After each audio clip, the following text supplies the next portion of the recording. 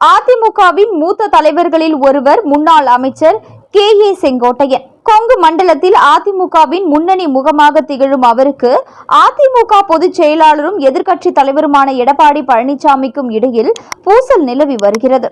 குறிப்பாக அத்திக்கடவு அவிநாசி திட்டம் தொடர்பாக எடப்பாடி பழனிசாமிக்கு நடைபெற்ற பாராட்டு விழாவில் செங்கோட்டையன் பங்கேற்கவில்லை.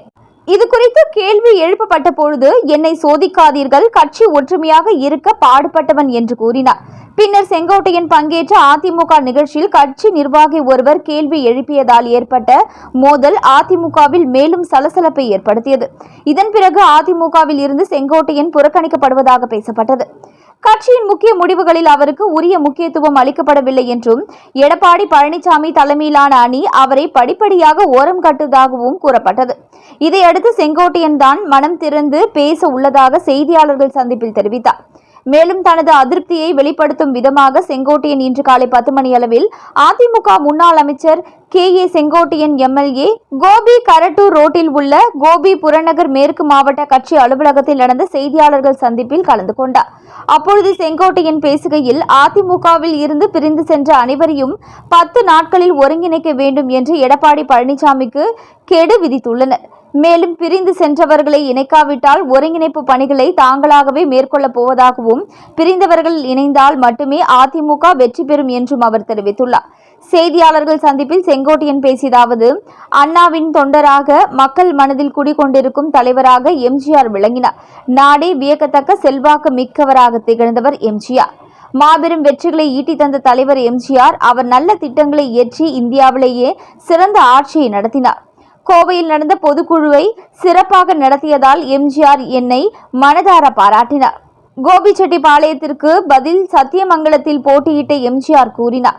எம்ஜிஆருக்கு பிறகு உலக நாடுகளை திரும்பி பார்க்கும் வகையில் சிறந்த ஆட்சியை ஜெயலலிதா வழங்கினார். ஆன்மீகவாதிகளுக்கும் திராவிட தலைவர்களுக்கும் ஏற்றுக்கொண்ட தலைமை ஜெயலலிதா. தன்னை விமர்சித்த தலைவர்களை எல்லாம் அரவணைத்தவர் ஜெயலலிதா. ஜெயலலிதா மறைந்த பிறகு அதிமுகவிற்கு பல்வேறு சோதனைகள் வந்தன. இயக்கம் உடைந்துவிடக் கூடாது என்பதற்காக சசிகலாவை ஒருமனதாக நியமித்தோம். அதன் பின் ஒவ்வொரு தடுமாற்றமும் வரும்பொழுது தடுமாற்றம் இல்லாமல் நான் செயல்பட்டுள்ளேன். கடந்த காலத்தில் எனது செயல்பாடுகளை ஜெயலலிதா அவர்களே பாராட்டியது அனைவருக்கும் தெரிந்தது. அதிமுக உடைந்துவிடக் கூடாது என்பதால் அனைவரும் சேர்ந்து சசிகலாவை பொதுச் செயலாளர் ஆக்கினோம். இயக்கம் உடைந்துவிடக் கூடாது என்பதாலேயே நான் அமைதியாக இருந்தேன்.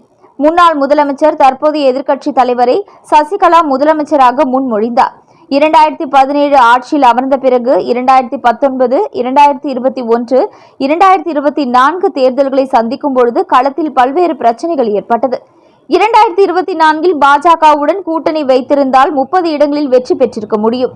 வேலுமணி கூட இதை ஒருமுறை வெளிப்படுத்தினார். அதன் பின் பொதுச் செயலாளரை சந்தித்து கழகம் தொய்வோடு இருப்பதை எடுத்துரைத்தோம். கழகத்தை ஒன்றிணைக்கவும் வெளியே சென்றவர்களை மீண்டும் இணைக்கவும் கோரிக்கை வைத்தோம்.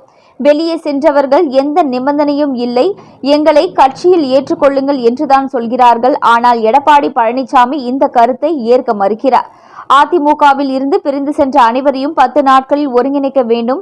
அப்படி இல்லை என்றால் ஒருங்கிணைப்பு பணிகளை நாங்களே மேற்கொள்வோம். பிரிந்தவர்களை இணைந்தால் மட்டுமே அதிமுக வெற்றி பெறும். இவ்வாறு அவர் தெரிவித்துள்ளார். மேலும் இதுபோன்ற செய்திகளை உடனுக்குடன் நீங்க தெரிஞ்சுக்கணும்னா நியூஸ் இன்ஃபோ தமிழ் சேனலை சப்ஸ்கிரைப் பண்ணிக்கோங்க. உடனுக்குடன் அப்டேட்ஸ்க்கு பெல் பட்டனை கிளிக் பண்ணிக்கோங்க.